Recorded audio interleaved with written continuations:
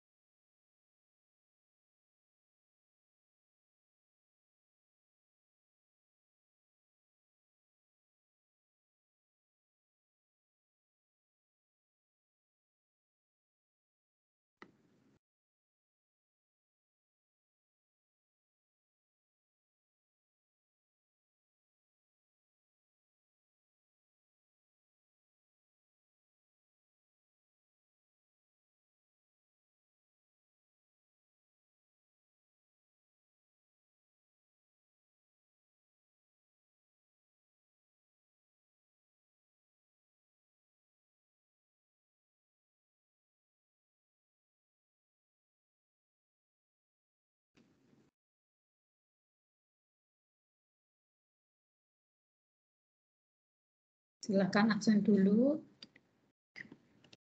sambil nunggu absen ya, dan nanti ucapkan selamat Hari Raya Idul Fitri.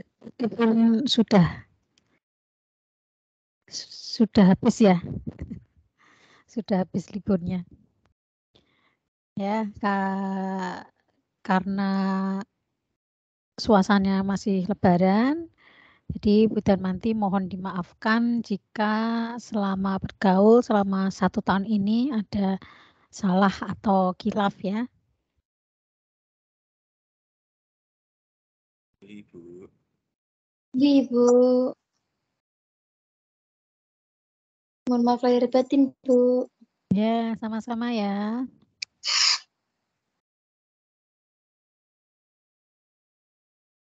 Nah, sambil nunggu juga, Selasa kemarin kan berarti kosong. Ini mau diganti kapan?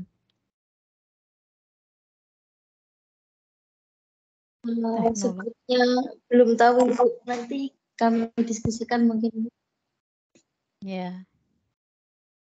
Yang pasti jangan hari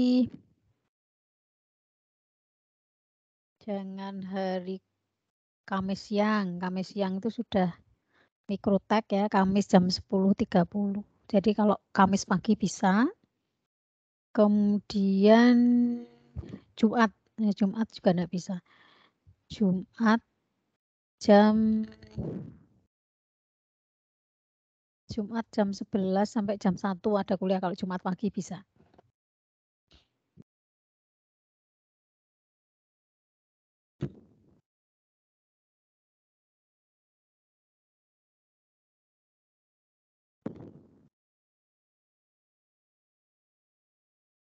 Atau mungkin juga nanti bisa dicek lewat SSO.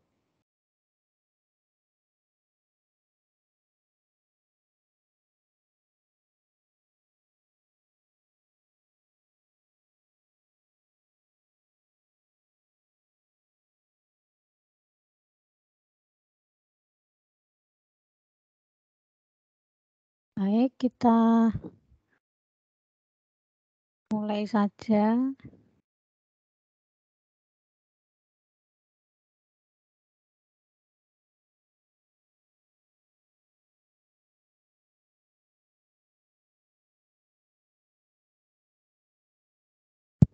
Dengan topik selanjutnya, yaitu tentang penyakit benih. Sebelum saya mulai, ada yang mau disampaikan tentang penggantian jadwal kuliah atau yang lainnya?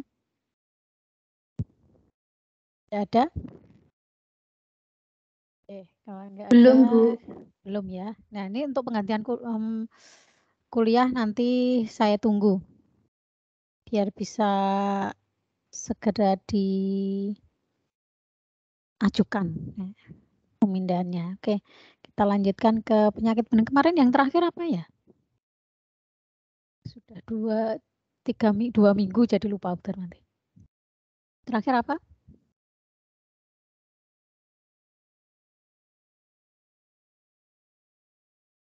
Lupa juga semua.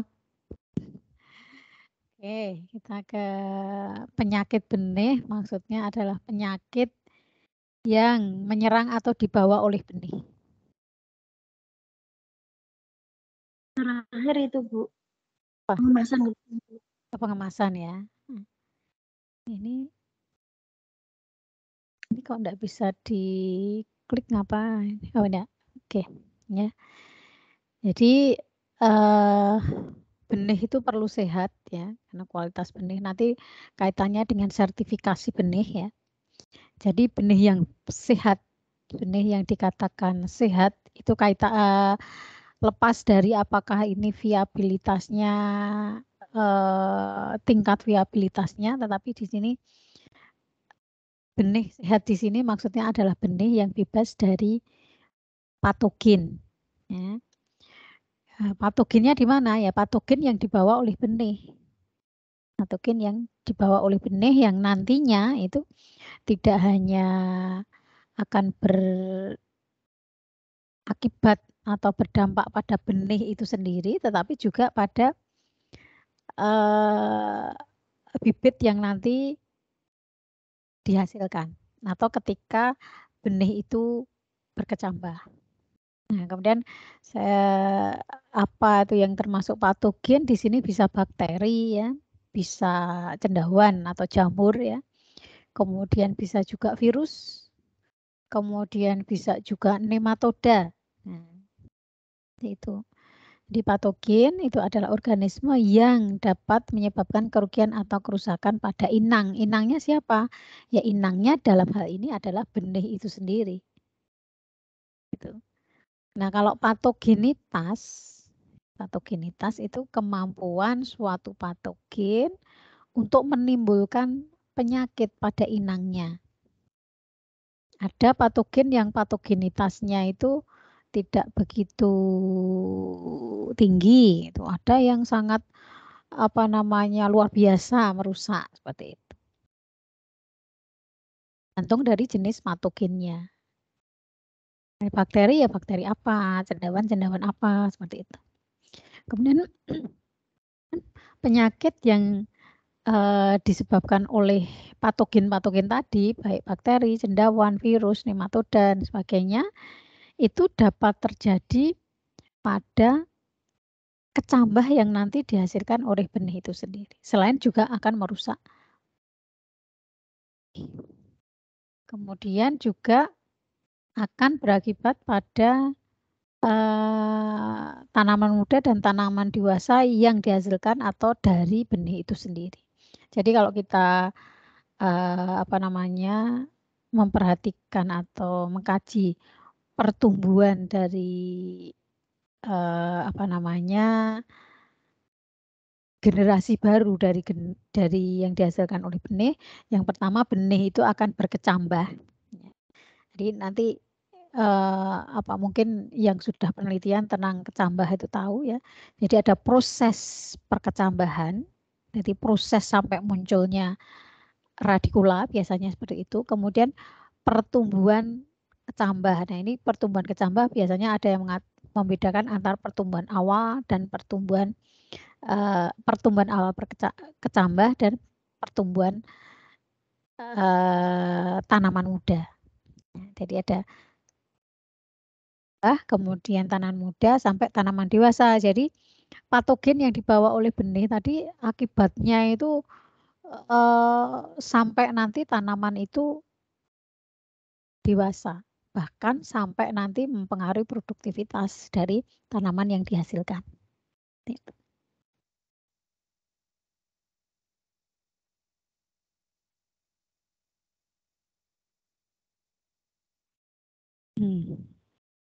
Maaf. Nah, sekarang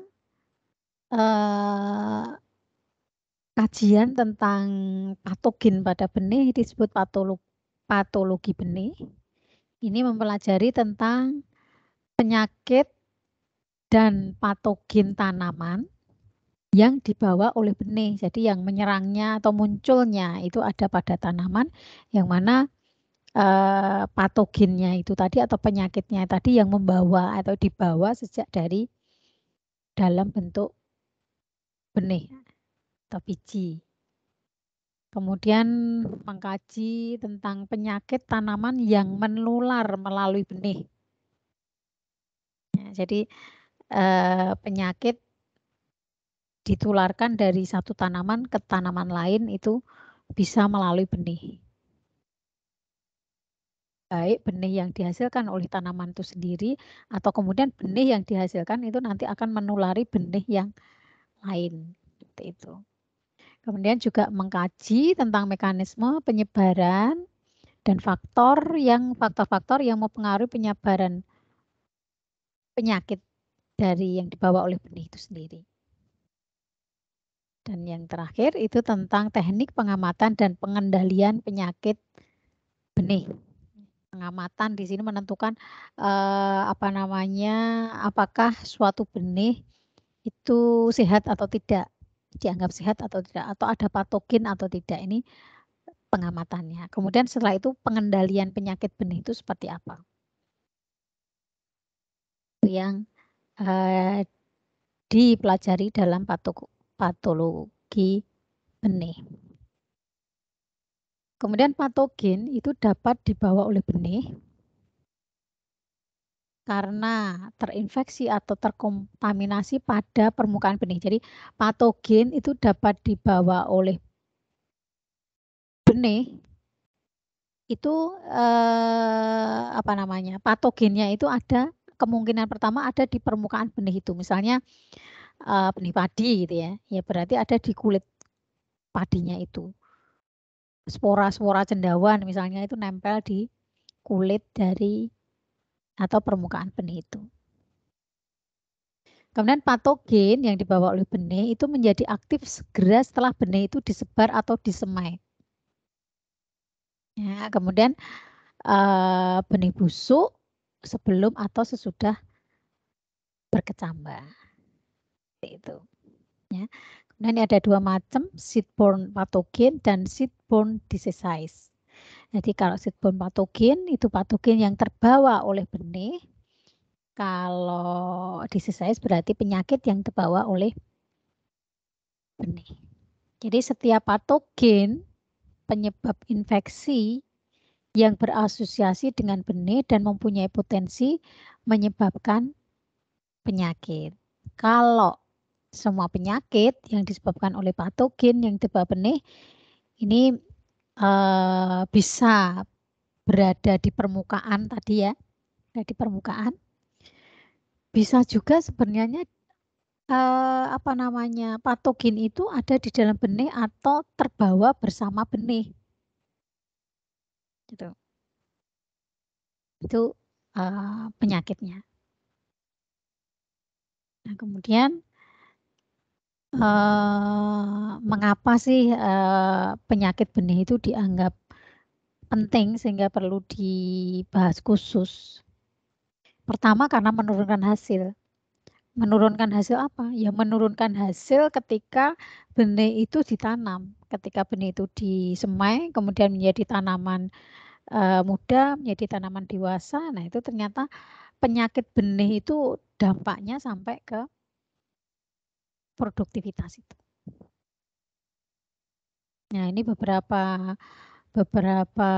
laporan atau beberapa hasil penelitian menunjukkan bahwa sekitar 90% dari bahan makanan pokok dunia itu diperbanyak dengan benih atau dengan biji.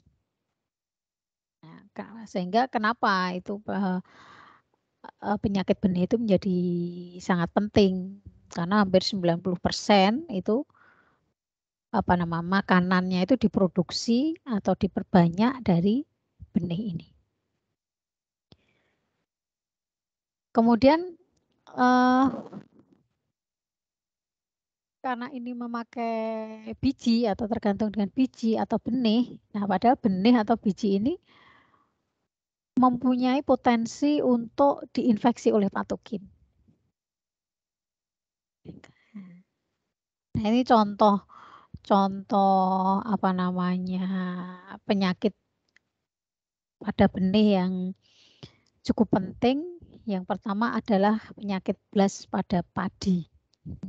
Penyakit blast pada padi. Ini di Filipina, ini dari hasil penelitian menunjukkan bahwa penurunan hasil padi itu sampai 50% di Filipina. Kemudian pada kedelai itu sampai 75%. Jadi lebih tinggi dari penyakit blast yang ada pada atau menyerang pada padi. Itu contohnya seperti itu. Nah, kemudian total kerugian di seluruh dunia akibat dari penyakit benih itu 12% dari potensi hasil kalau secara keseluruhan. Kemudian kalau berdasarkan lokasinya itu kalau di Asia itu sampai 30%, di Eropa itu sampai 25% penurunannya, sedang di Amerika itu relatif kecil, itu sekitar 15%. Nah, itu yang menunjukkan mengapa sih penyakit benih itu sesuatu yang penting untuk dikaji. Nah, ini contohnya. Ini contoh dari yang tadi disebutkan di Filipina sampai menurunkan 50% itu adalah penyakit blast atau busuk leher. Picularia oryzae. Jadi cendawan. Cendawan Picularia oryzae. Nah, kalau mungkin ini di antara Anda itu ada yang familiar dengan daerah pertanian atau pertanian padi enggak? Atau mungkin semua tidak pernah melihat ke sawah? Ada yang dekat dengan sehari-harinya dekat dengan Aku sih. Ada Ibu. ada ya. Nah, pernah melihat seperti ini, gejala-gejala seperti ini? Pernah, Ibu. Pernah. Banyak atau sedikit?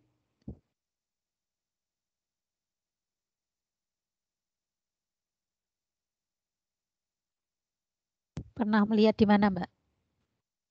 Di daerah mana? Mbak siapa ya tadi ya?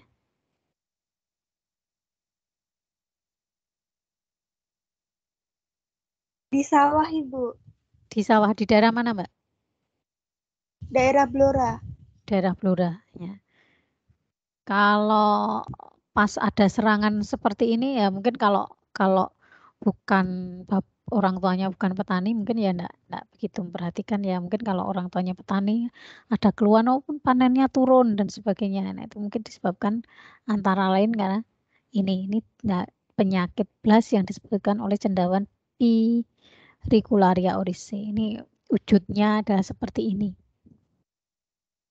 Sebenarnya bagus ya. Yang bagusnya ini tumbuh di sini kemudian merusak. Kebetulan kemarin Bu Darmanti habis menguji disertasi dari mahasiswa S3 di UNER. Nah, itu juga dia disertasinya atau penelitiannya itu mirip-mirip seperti ini, tetapi di ini bukan di padi tetapi di ini loh lemongrass itu yang biasa untuk bumbu itu loh Mbak? Serai, Bu. Serai. Nah, serai. Gejalanya ya mirip-mirip seperti ini. Gejalanya mirip-mirip seperti ini. Cendawannya apa ya lupa saya. Gejalanya mirip-mirip seperti ini. Kemudian yang yang diteliti itu mekanisme pertahanan serainya. Jadi bukan bagaimana jamur itu menyerang atau serangannya seperti apa, bukan, tetapi ketika serai itu diserang oleh jamur, itu apa yang terjadi pada serai itu. Jadi mekanisme pertahanan serai terhadap ini apa namanya? Ini kan sebenarnya cekaman biotik ya. Nah, tadi itu. Karena ada mirip-miripnya dengan bidangnya Bu Darmanti sehingga diminta untuk menguji mahasiswa di UNER itu. Jadi hal-hal seperti ini ya, itu kalau di pertanian gitu ya. Kalau orang pertanian mengkaji seperti ini, melihat seperti ini mungkin yang tinjauannya itu lebih ke bagaimana ininya apa namanya produktivitasnya, bagaimana penyebarannya gitu ya, bagaimana apa namanya gejala-gejala infeksinya itu seperti apa, penanggulannya seperti apa. Kalau apa namanya sesuatu yang sama, misalnya ini padi diserang oleh Pyricularia oryzae atau tadi elemen grass diserang oleh jamurnya apa atau saya lupa. Itu kalau melihat barang yang sama itu tinjauannya kalau dari apa namanya sudut pertanian itu dengan sudut biologi beda. Ya, kajiannya beda. Kalau di biologi ya itu tadi bagaimana apa namanya tanaman serai itu bisa mempertahankan diri. Seperti itu. Dia melihatnya secara mekanik dan secara biokimia. Nah, biokimia dilihatnya dari apa namanya metabolomik. Jadi metabolitnya itu apa? Kemudian juga proteomik. Jadi proteinnya apa yang berkaitan dengan bagaimana serai itu bertahan. Kemudian kalau mekanik, nah itu mekanik itu lebih ke anatomi.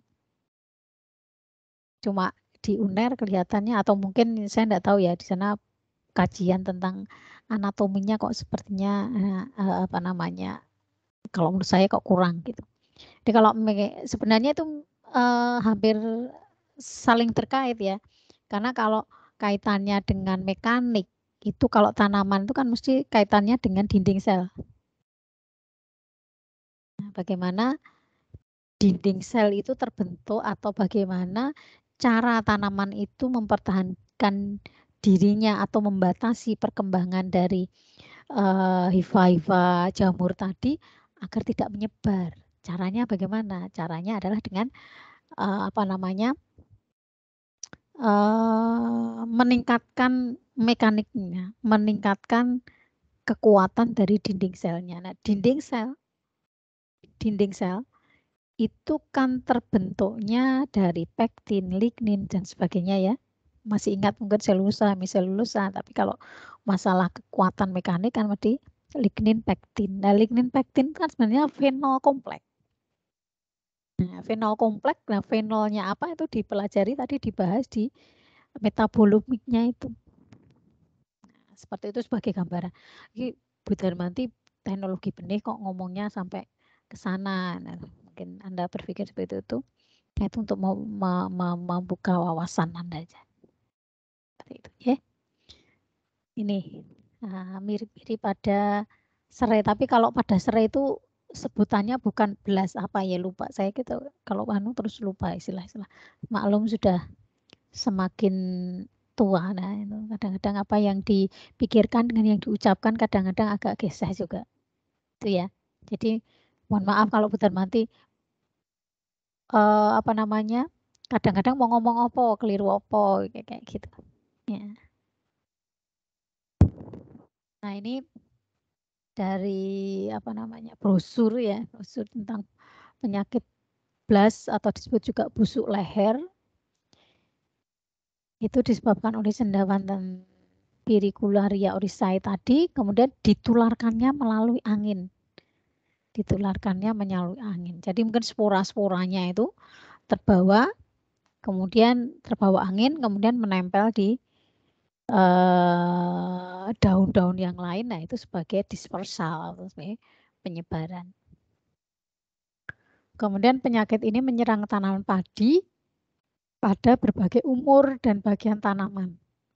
Mulai dari benih, daun, batang, dan leher malai. Nah, ini kan ganas banget ini. Gitu. Ini contohnya.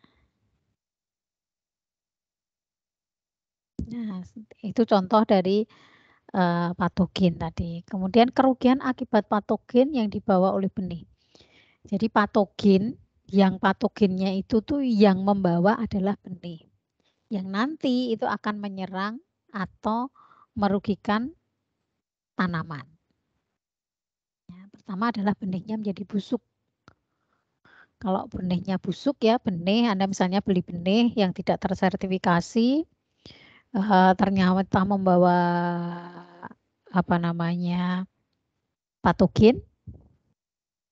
Nah, kemudian patogen itu kan akan merusak benih itu. Nah, itu kemudian yang rusak tadi, terutama misalnya embrionya rusak atau mungkin cadangan makanannya itu sudah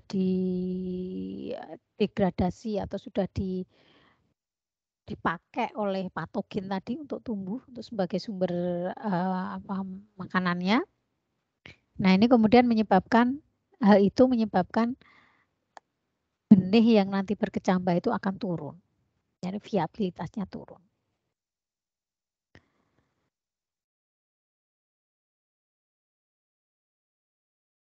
Nah, ini penyakit ini bisa menyerang benih, kemudian kalau sudah berkecambah ya.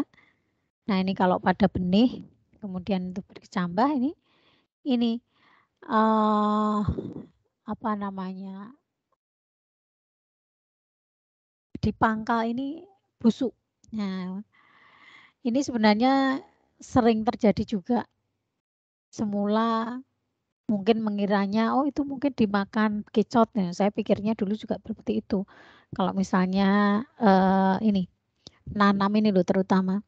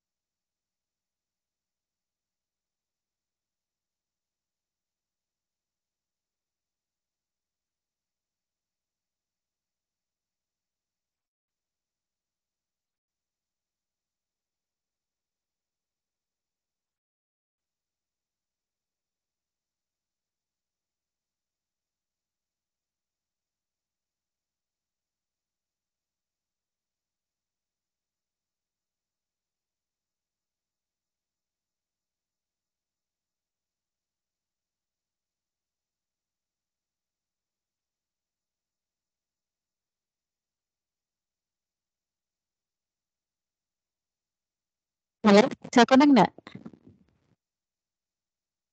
Bisa, Ibu. Alhamdulillah. Sudah bisa, Bu.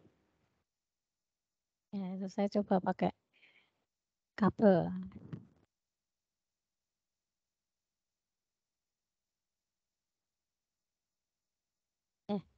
Sampai ini ya tadi ya. Oke. Itu contoh apa namanya kerugian akibat patogen yang dibawa oleh benih tadi. Yang pertama adalah benih menjadi busuk. Nah, ini jadi buru-buru khawatir putus lagi. Ya. Kemudian kerugian yang kedua itu adalah kerugian pada fisik. Nah, bentuk fisik dan warna benih. Kualitas menjadi turun. Contohnya seperti ini. Sebenarnya tidak hanya apa namanya benihnya ya, tidak hanya fisik benihnya, tetapi ketika apa namanya infeksi itu kemudian sampai ke tanaman, ini nanti apa namanya warna atau fisik dari tanaman itu juga akan berubah. Nah, ini tentu saja akan apa namanya menurunkan produksi. Nah, seperti ini. Nah, kalau benih sudah seperti ini tidak hanya apa namanya secara fisik itu rusak, nah ini akan kualitas tentu akan menurun. Nah, ini contohnya disebabkan oleh sebentar ini.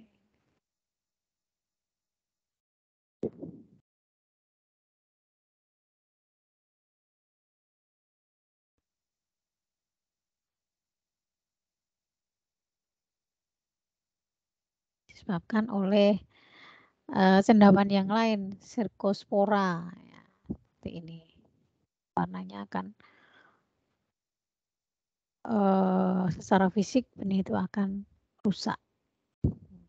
Nah, kemudian kerugian yang ketiga itu adalah bahwa patogen tadi akan menghasilkan toksin. Nah, menghasilkan toksin untuk siapa? Ya, toksin yang berbahaya bagi misalnya benih itu nanti dikonsumsi misalnya, benih kok dikonsumsi. Apa namanya? Biji itu dikonsumsi. Toksin, ya ini benihnya akan beracun. Pernah melihat jagung yang seperti ini? Atau kacang-kacang yang kalau dibuka ini ada seperti serbuk-serbuknya? Pernah melihat? Pernah, Ibu. Pernah ya? Nah, itu disebabkan oleh Aspergillus flavus. Nah, ini toksik itu. Ya, jadi jangan dimakan. Aspergillus flavus itu aflatoxin. Ini contohnya pada benih kacang tanah. Kalau biji itu tidak ditanam juga bisa ya, artinya tidak hanya menyerang pada, tidak hanya menginfeksi pada benih, biji yang digunakan untuk benih, tapi biji secara keseluruhan. Biji yang dikonsumsi itu juga bisa seperti ini. Nah, itu akan berbahaya kalau dimakan misalnya oleh unggas, kambing, babi, bahkan oleh kita sendiri. Kemudian kalau di jagung ini ya, di jagung biasanya ini kalau tongkol jagung itu sudah kering biasanya ya, sudah kering. Kemudian ini kadang-kadang kita melihat ada seperti serbuk-serbuk. Nah, ini pada Ciberselaceae.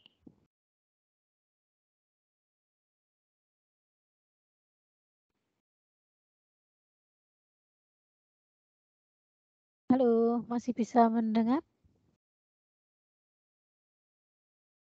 Masih, Ibu. Masih. Tapi gambarnya slide-nya enggak kelihatan ya?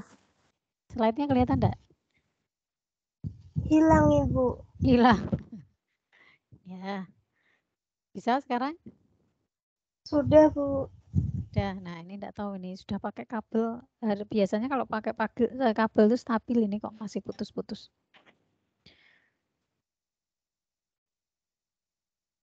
Nah, ini selanjutnya adalah Penicillium islandicum. Nah, ini benih akan berwarna kekuning-kuningan. Nah, ini bisa menyebabkan gangguan pada lever. Nah, jadi kalau Anda mendapatkan biji konsumsi yang seperti ini jangan dimakan karena itu sifatnya toksis atau toksik. Gitu.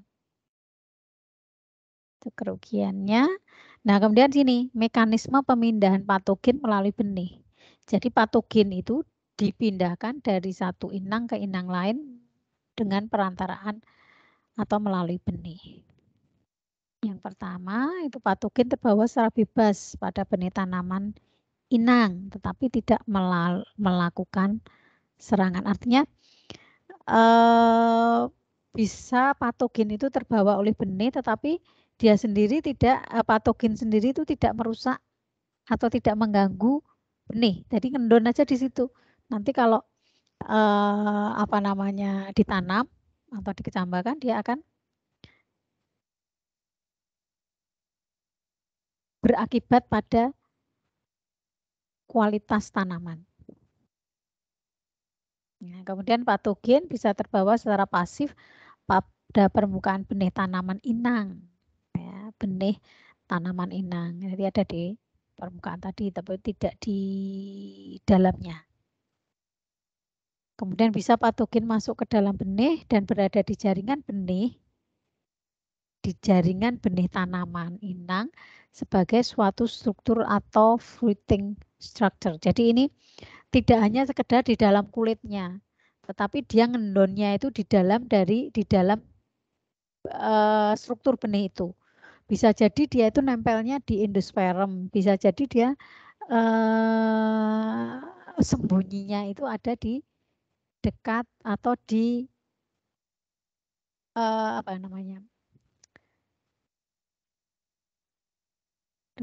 gitu kok lupa ya, embrio. Nah, seperti itu, tapi belum menginfeksi atau belum menimbulkan gejala. Jadi kemungkinan terbawanya patogen oleh benih itu setelah menginfeksi benih dan berada di dalam jaringan, dapat juga berupa kontaminan pada permukaan benih. Gitu. Jadi kadang-kadang biji atau benih yang semula yang secara morfologi tidak nampak, jadi Anda melihat itu tidak nampak, tetapi ternyata dia sebagai pembawa patogen itu mungkin. Nah, bahayanya dia itu nanti akan memindahkan patogen ini atau menyebarkan patogen ini pada benih-benih yang lain. Atau nanti pada tanaman yang kemudian tanaman itu ketika menghasilkan benih, benihnya sudah terinfeksi. Nah, itu. Kemudian yang kedua itu yang gampang dilihat, itu adalah berapa kontaminan pada permukaan benih. Kalau ini kan kelihatan.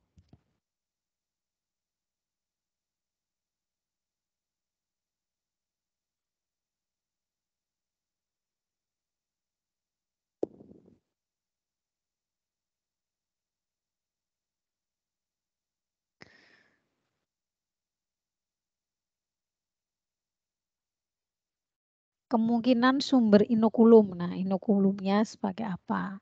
Berasal dari tanaman inangnya dan berasal dari tanaman lain. Jadi benih itu membawa atau sebagai karier atau sebuah pembawa patogen, itu patogennya itu bisa berasal dari tanaman yang menghasilkan benih itu sendiri atau tanaman yang lain atau bukan tanaman yang menghasilkan benih itu sendiri.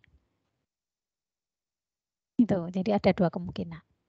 Kalau berasal dari tanaman inangnya, itu terjadi pada patogen yang penyebarannya melalui jaringan pembuluh atau jika perkembangan penyakitnya secara sistematis. Jadi tanaman itu mengandung patogen, kemudian patogennya itu disebarkan atau didistribusikan dari satu bagian tanaman ke bagian yang lain. Misalnya patogennya itu sebenarnya awalnya ada di daun misalnya. Nah, kemudian dari daun itu patogennya itu akan mengikuti jaringan pembuluh, bisa silim, bisa fluim, kemudian diedarkan ke bagian-bagian tanaman yang lain, termasuk di sini adalah di bijinya atau di benihnya. Jadi mungkin dari daun atau mungkin dari akar, kemudian terbawa oleh berkas pembuluh, kemudian masuk kemana saja. Anda tahu bahwa pembuluh itu menghubungkan satu bagian tanaman dengan bagian tanaman yang lain. Mengikuti distribusi dari baik fotosintat ataupun hara. Tuh, kalau berasal dari tanaman inang. Kalau berasal dari tanaman yang lain, infeksi atau kontaminasi itu terjadi secara langsung pada benih di lapangan. Jadi misalnya benih kedelai misalnya, benih kedelai. Kalau berasal dari tanaman inang, itu berarti kan kedelai yang mengandung patogen, itu tadi patogennya berasal dari tanaman kedelainya itu sendiri atau tanaman yang menghasilkan benih itu sendiri. Yang tadi lewat pembuluh. Tetapi kalau berasal dari tanaman lain, ini umumnya itu adalah pada saat pasca panen. Jadi misalnya pada saat permanenan, penjemuran atau mungkin disimpan di gudang dan sebagainya, itu kemudian akan terinfeksi patogen-patogen dari baik dari benih yang lain maupun dari tanaman yang bukan penghasil kedelai itu sendiri. Itu ya. Jadi bisa dari tanaman sendiri, tanaman yang menghasilkan sendiri atau dari tanaman yang lain.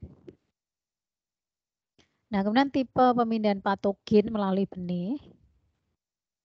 Kalau dilihat dari fase pemindahan patogen melalui benih, jadi perannya benih itu tadi di mana?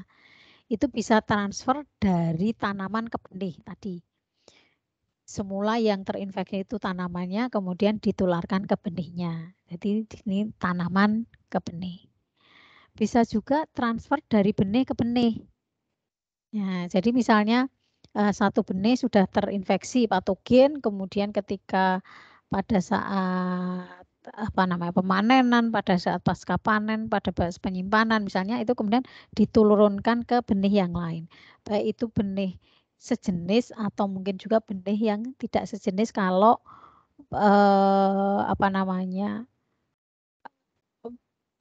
pengelolaan pasca panen atau panennya itu bersamaan.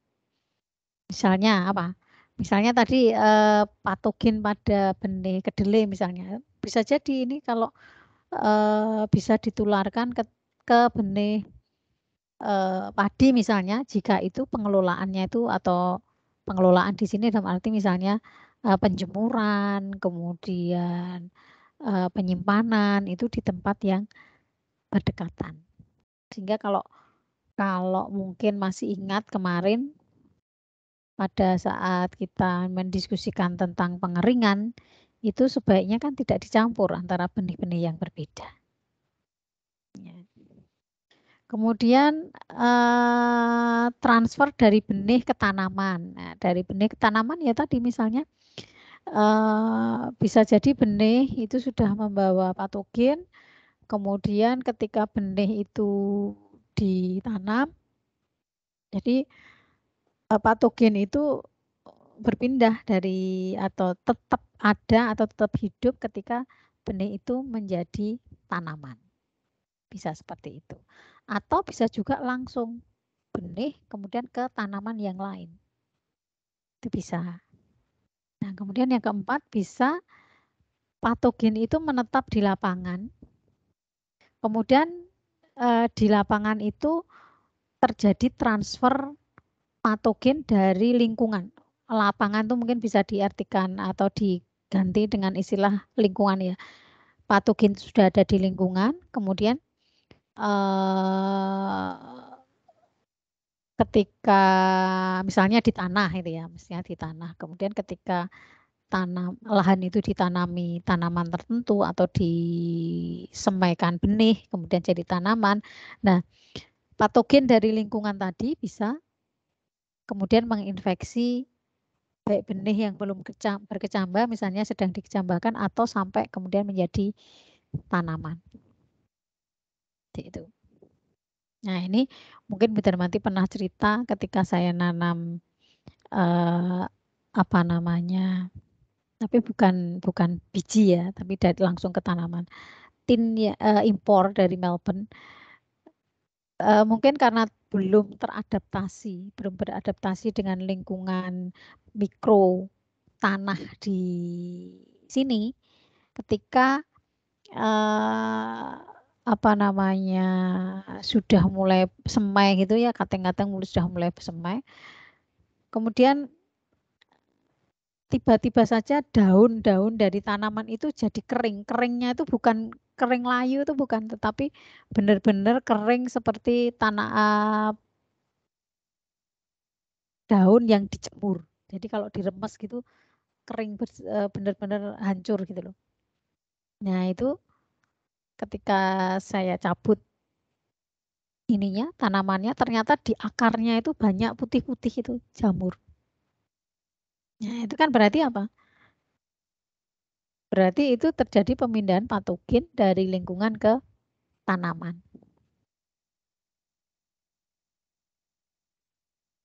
Nah, kemudian dari lingkungan ke tanaman, kemudian kalau sudah dari tanaman itu bisa ditransfer ke tanaman yang lain. Gitu. Karena dari semua yang saya tanam itu semua terkena seperti itu. Nah, itu fase pemindahannya. Kemudian tipe pemindahannya. Infeksi pada benih oleh patogen yang terbawa tanaman. Jadi di sini fasenya itu pemindahan dari tanaman ke benih tadi. Kemudian ini tanaman ke benih ya, tanaman yang ini yang apa namanya yang menghasilkan benih tadi. Kemudian juga bisa infeksi pada kecambah tanaman oleh patogen yang terbawa benih.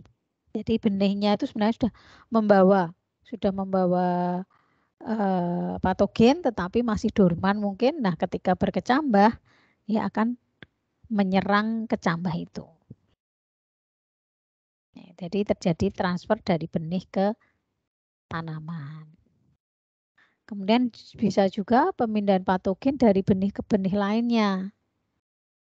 Ya, tadi sudah dijelaskan tadi, dari benih ke benih. Kemudian penyebaran dan penetapan patogen di lapangan itu memindahkan dari tanam ke tanaman yang tadi seperti ini. Yang keempat. Oke.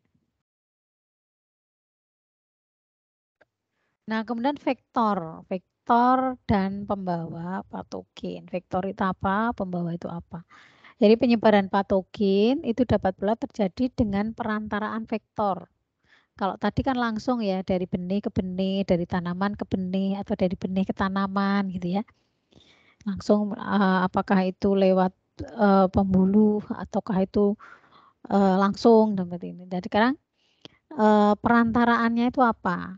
Penyebaran patogen dapat pula terjadi dengan perantaraan vektor dan karier atau pembawa. Vektor di sini adalah hewan yang dapat memindahkan patogen dari satu tempat ke tempat yang lain. Nah, contohnya kalau insekta itu bisa apis. Kalau nematoda itu bukan insekta ya.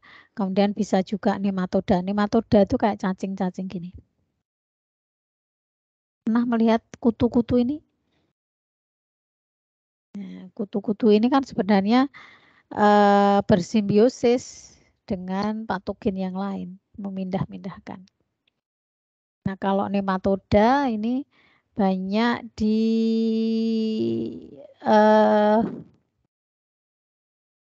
tanaman pisang. Nah, ini adanya itu adalah hidupnya itu di daerah perakaran di tanah. Nah, itu kemudian akan membawa apa namanya patogen dari satu tanaman ke tanaman yang lain. Itu contoh dari vektor.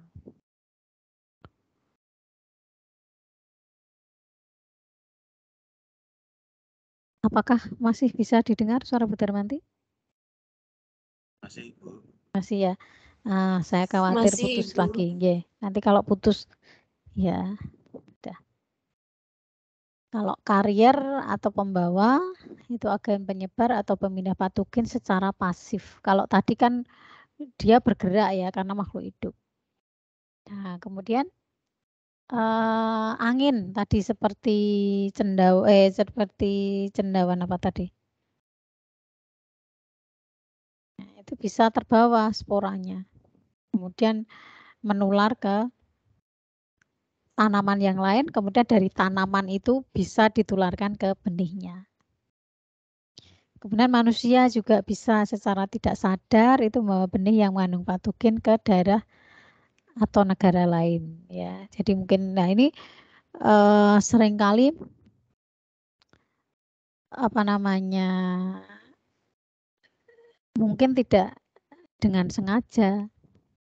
Tapi apakah ada sengaja ya? Mungkin ada yang sengaja memang apa namanya membuat atau menyebarkan patogen ke pertanian misalnya. Nah, karena hal ini untuk mencegah terjadinya penyebaran ini, makanya kita mengenal yang namanya balai karantina. Dulu saya pernah mengantar mahasiswa, waktu dulu masih ada KKL tuh ya, mata kuliah KKL itu ke balai karantina yang ada di ini apa namanya pelabuhan. Nah, jadi kalau ada apa namanya orang membawa tanaman ya harusnya kan tidak boleh dari pulau ke pulau itu atau mungkin dari negara ke negara itu mesti harus dikarantina dulu, dilihat dulu nanti ini membawa patogen atau tidak. Seperti itu. Nah, seperti yang tadi Bu Dermanti pernah cerita, saya menanam stek atau cutting tin itu dari Melbourne, ya itu sebenarnya ya enggak boleh karena itu seperti penyelundupan. Kalau tak ketahuan ya dimusnahkan. Nah, ternyata betul bahwa ditanam di Semarang itu tidak tahan dengan jamur. Cuma karena saya bawanya stek, jadi saya pikir itu bukan steknya yang membawa, tetapi stek itu tidak tahan dengan jamur yang ada di rhizosphere atau di pertanahan yang ada di sini. Gitu.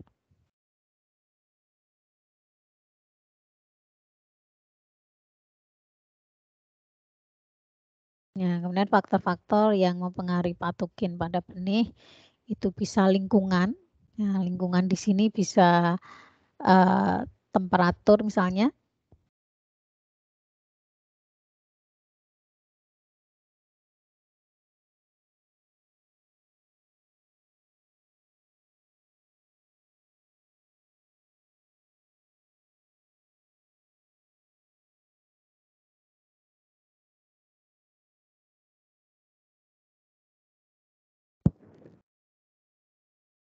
Temperatur tertentu, maaf ya. Jadi ini apa namanya patogen tertentu atau jenis-jenis patogen tertentu itu mempunyai suhu optimum tertentu untuk bisa berkembang. Jadi kalau memang apa namanya suhunya itu tidak sesuai ya berarti perkembangan atau dispersalnya itu akan terhambat.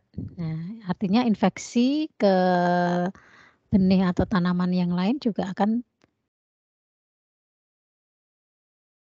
tidak maksimal. Gitu.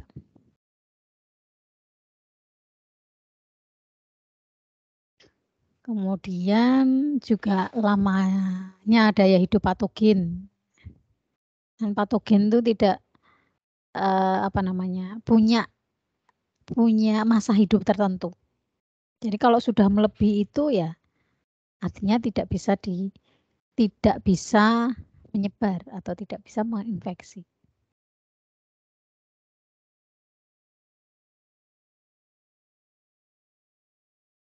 Kemudian mikroflora. Mikroflora dalam tanah itu memegang peran penting dalam menentukan berhasil tidaknya serangan patogen pada benih. Karena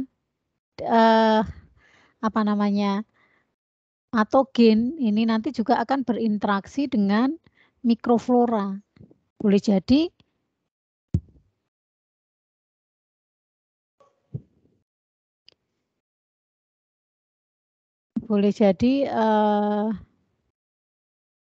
patogen yang terbawa itu tidak bisa berkembang karena adanya mikroflora. Jadi justru musnah oleh adanya mikroflora. Kemudian cara bercocok tanam. Nah, cara bercocok tanam itu juga sangat berpengaruh. Misalnya adalah kedalaman tanaman, kemudian teknik persemaian, kerapatan. Nah, semakin rapat misalnya, makanya kalau di pertanian itu kan ada penelitian jarak tanam yang paling tepat. Ya. Kalau terlalu dekat ya itu nanti jadi inang bagi patogen karena jadi lembab atau penetrasi cahaya berkurang dan sebagainya itu akan mempengaruhi perkembangan patogen.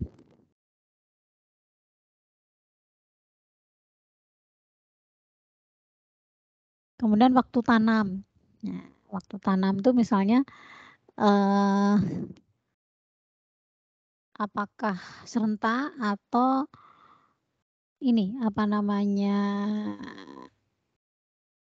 tidak serentak. Kalau serentak ketika tanaman itu dipanen atau terjadi pergantian, berarti kan ada jeda di mana inangnya itu tidak ada.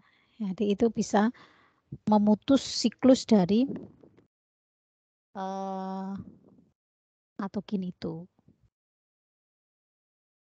Kemudian pemilihan areal tanam, nah, mempunyai tingkat keberhasilan penyebaran patogen. Seperti tadi, saya mungkin nanamnya tin itu di lokasi atau di media yang terlalu lembab misalnya. Nah, itu menyebabkan patogennya.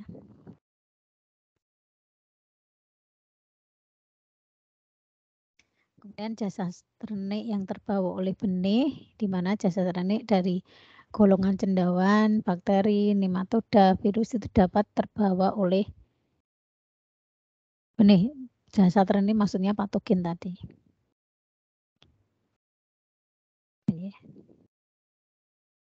Nah, sekarang cara mencegah. Cara mencegah pemindahan patogen itu lewat benih itu caranya seperti apa? Bisa propilaksis dengan cara propilaksis. Nah, di sini propilaksis itu artinya pencegahan kontaminasi.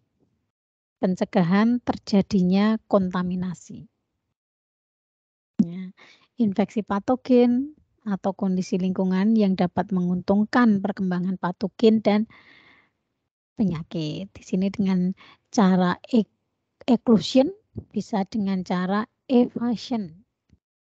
Kalau exclusion itu mencegah agar patogen atau benih yang tidak terinfeksi itu tidak masuk ke daerah di mana patogen tersebut belum terdapat. Jadi tadi apa namanya mencegah jangan sampai itu patogen itu masuk ke daerah yang steril atau mencegah apa ya namanya? Mencegah penyebaran. Nah, itu contohnya dengan karantina tadi. Dikarantina dulu kalau ketahuan ada infeksi atau ada patogen berarti tidak boleh dibawa masuk dan harus dimusnahkan. Kemudian kalau evasion itu ya dengan hanya memakai atau menanam benih-benih yang memang benar-benar dijamin tidak mengandung patogen. Ya. Dengan cara memakai benih-benih yang sudah mempunyai sertifikat.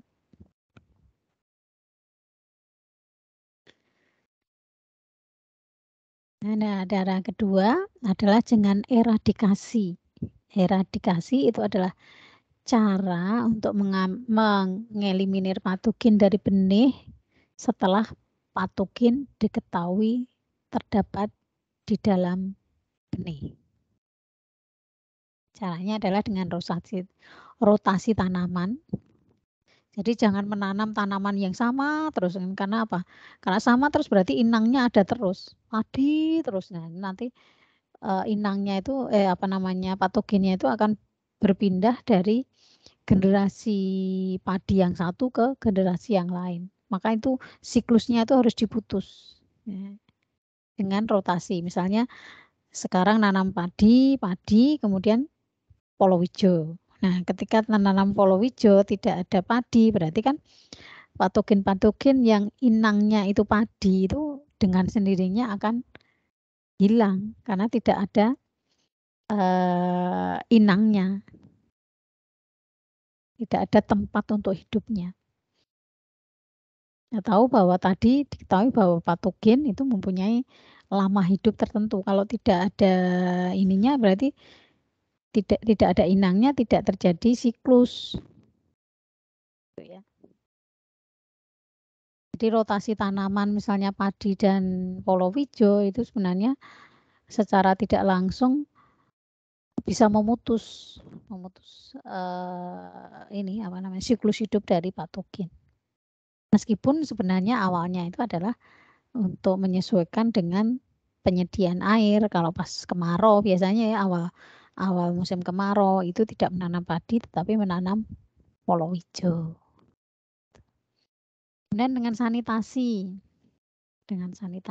Jadi dibersihkan. Sanitasi dilakukan pada tempat-tempat penyimpanan benih ya. Misalnya pada gudang-gudang yaitu dengan fumigasi gas kloropikrin atau gas formaldehid misalnya. Kemudian dengan penggunaan bahan kimia. Kemudian juga